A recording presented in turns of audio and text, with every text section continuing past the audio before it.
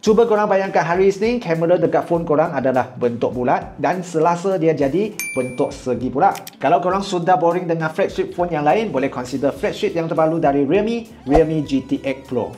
As usual, kotak dia warna hitam premium dan memang clean design. GT X Pro dan kali ini kamera dia ada collapse dengan Recoil GR. Okay, make it real.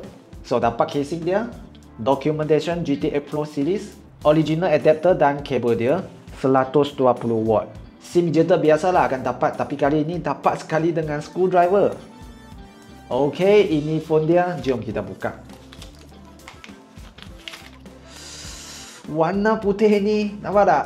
Sangat cantik guys. Untuk kali ini dia flat screen juga dan boxy dekat tepi semua keseluruhan. On hand feeling dia memang siok lah sebab dia rasa memang sangat premium. Okay, ini adalah kamera cover set dia. So kita buka. Dia akan dapat satu casing yang bentuk segi compare dengan tadi bulat sebab kita boleh tukar yang ni. Okay, yang ni segi, yang ni bulat dan kita boleh tukar dengan gunakan screwdriver.